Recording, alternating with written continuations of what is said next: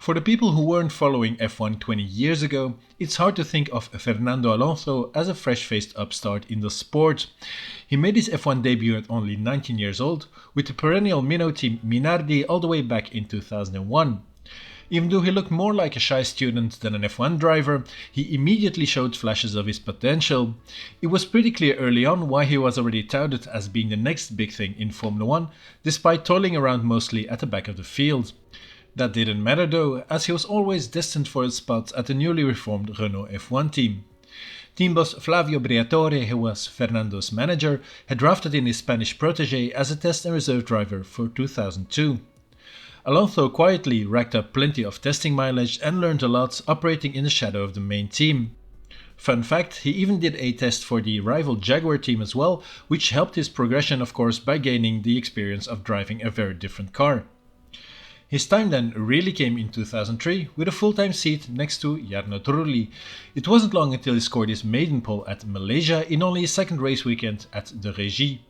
A first podium place followed in the race by finishing in third, and he even went one better on home soil at the Spanish Grand Prix later that year. Another pole followed in Hungary with a dominant win on Sunday as the cherry on the cake. Fernando steadily took the reins at Renault, and under his leadership the team profiled itself more and more as being one of the top ranked. Even though he went winless through 2004, it was clear both the team and Alonso were becoming a real threat. Renault and Alonso indeed stepped it up in 2005 and went on to dominate the first part of the season. Although Raikkonen and McLaren had a faster package, their slow start and reliability issues meant they would only faintly challenge for the title that was always going to be Fernando's. Alonso secured his maiden title with a third place finish at the Brazilian Grand Prix, becoming F1's youngest world champion until Hamilton, and later Sepp Vettel would take over that mantle. For 2006, the men in light blue were still the favourites, but the revitalized Ferrari team led by the inevitable Michael Schumacher would mount a serious challenge for that year's title. Alonso and Schumacher had some fierce battles on and off track, which culminated in a head-to-head showdown at the final round in Brazil. In the end, it all went wrong for Schumacher, both in qualifying and during the race. He did recover to a brilliant fourth position, but with Fernando finishing a comfortable second, the title again went the Spaniards' way. With that, he denied Schumacher a record 8th title in his first farewell season. Fernando would move to McLaren for the next season, and after a year filled with controversies, he was still again in contention for the championship at the last race in Brazil. This time, however, it was Kimi Raikkonen who took the spoils for Ferrari. Alonso would flee back to Renault for 2008 and made a much anticipated high-profile switch to Ferrari in 2010. He came close to winning the title again in 2010 and 2012, but just fell short at the last hurdle. After falling out with the Scuderia in 2014, he again moved to McLaren of all teams. This proved to be another poorly timed switch, and it basically led him to even take time off from the sport altogether. He then competed in the Indy 500, the Dakar Rally with Toyota, and even the Le Mans 24 Hours or the Daytona 24 Hours in the meantime, and even winning those two events, before coming back to F1 in 2021 with the Renault team, now renamed Alpine. It was his third stint at Team Enstone, let's call them, and I think it's safe to say he will not come back for a fourth term. So the models I have here are 1/18th resin versions of the championship winning Renault's R25 and R26 from 05 and 06.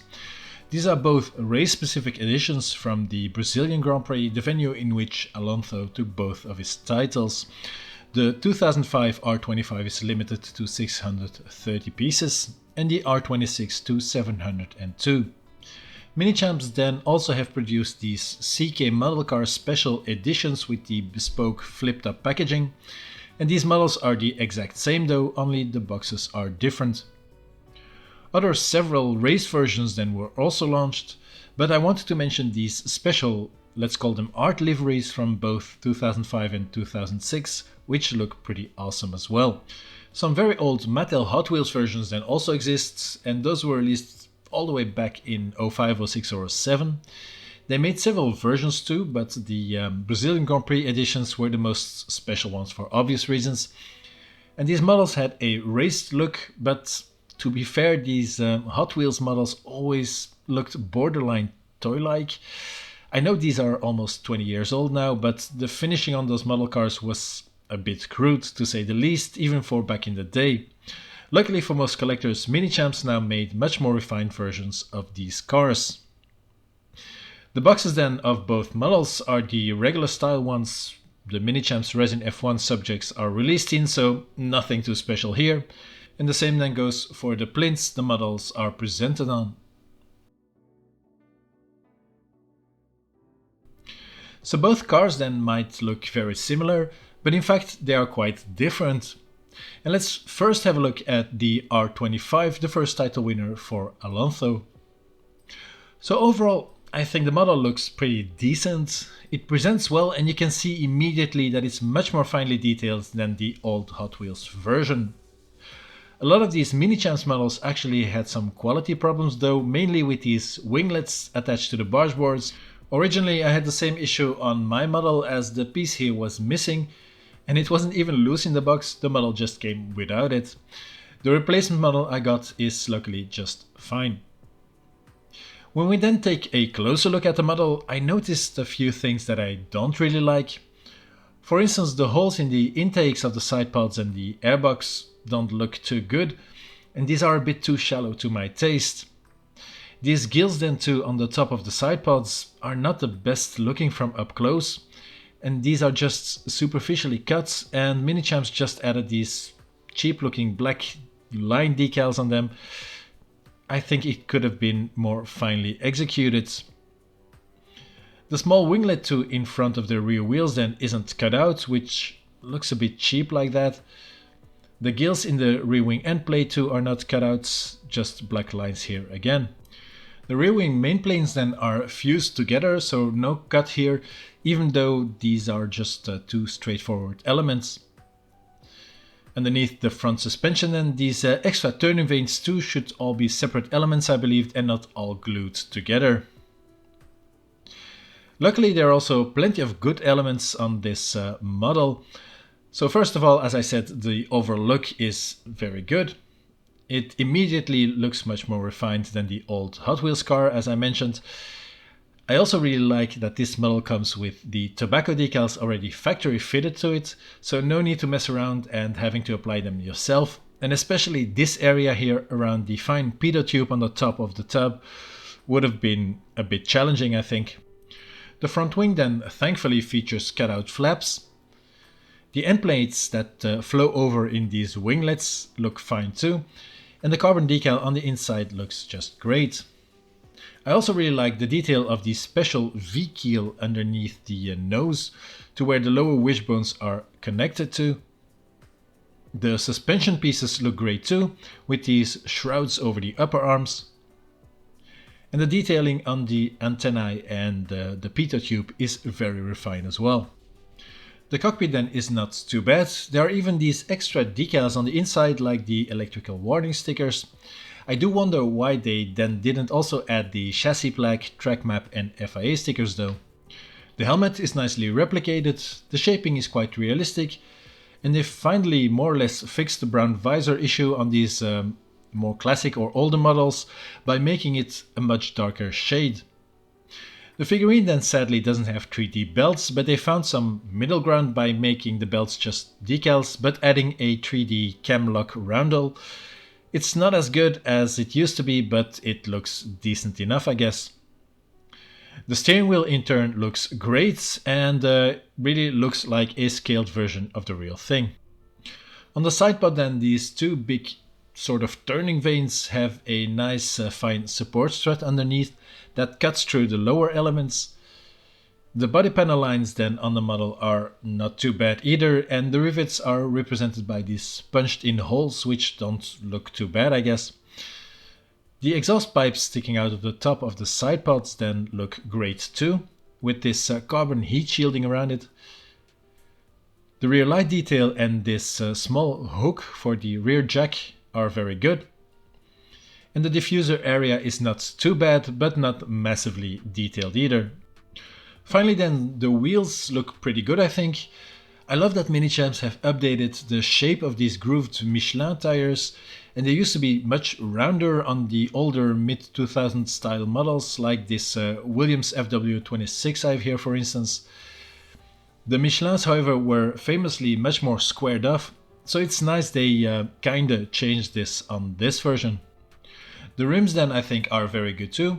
I like how they look to be black, but they are in fact very dark grey. The OZ branding in it is a nice added detail too. Shame that there are no tire valves present, but it is what it is I guess. The wheel nut detail then is quite nice. It's not 100% accurate though, but still I think they look pretty good. The 2006 model then is of course not too different quality wise.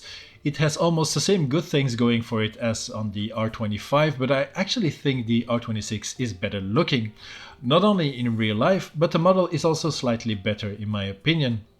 Since a lot of details that were not too good on the R25, like the sidepod gills or so, these are not featured on the R26 anymore, it makes that this model is just a bit nicer.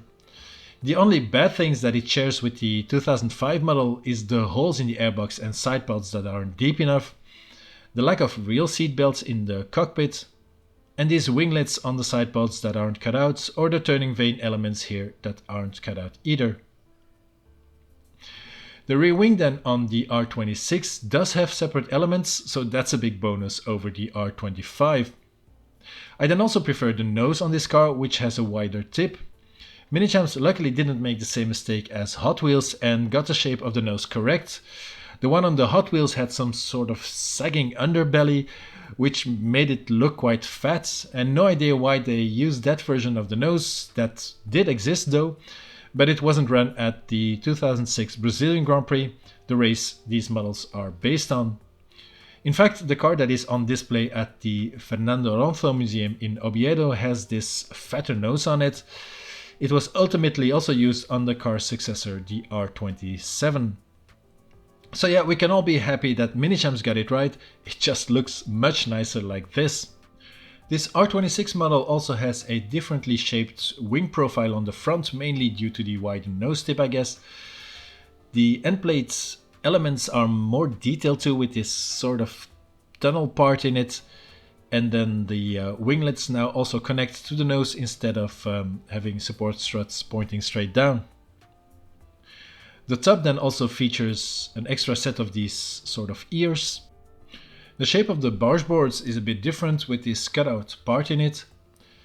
Behind it, the side of the cockpit then also features this sort of bulge in it, which looks more dramatic. On the front of the side pods, there are these blade-shaped turning vanes attached to it now, and they have these small support struts, which I think is a good detail. The chimneys then are actual chimneys on the R26. On the predecessor they were just closed off and used as airflow conditioners. The cockpit then is very similar to the R25. Funnily enough, the stickers on the inside have switched sides. The helmet has a very different livery, but has the same shape and, well, looks equally good I think. The steering wheel then features a track map of the Interlagos circuit on it as well. The gills then on the side pods are gone on this version, so it looks much nicer I think. The support struts underneath these big flip-ups is again also featured on this version. And the exhaust detailing too is very nicely modeled on this car. The rear wing has a very different shape too, and look, as I mentioned, cut out wing planes. The end plates then also have a big cut in it, as these main plane pieces both connect to different parts. It's a bit of a shame these gills on the top aren't cut out though. The rear of the car then is quite similar to the R25 and thus decent looking, and the same can be said for the wheels and the tires. These two models by Minichamps then are very good remakes I think of the old ones Hot Wheels released all these years ago. They are much more refined, and the R25 even has the tobacco livery factory fitted. The 2005 version though is my least favorite of the two, since it has no cutout rear wing and these gills in the side pod that I'm not too convinced about. It's still much better than the old Hot Wheels model though. The same then goes for the R26. It's slightly better than the R25 as it does have cutout rear wing elements, and some of the lesser parts of the 2005 model are not featured on this one. These two remakes are very much must-haves, I think, for any Alonso, Renault or F1 World Champions collectors, that's for sure. Even if you have the old Hot Wheels versions, I mean, give them to some kids or something and exchange them to these Minichamps models, you certainly won't regret it. And now I would like to ask you, are these models something you would add to your collection? And do you think you should or would swap out your old Hot Wheels models for these ones here? Let me know in the comments. So thanks a lot for watching this review of the Minichamps Renault R25 and R26 models in scale 1/18. I hope you enjoyed it. Leave a like if you did. Don't forget to subscribe if you haven't already done so. And check out the other content too, like this video of another Renault model, this Solido RS20. Thanks again, take care, and I'll see you again in the next one.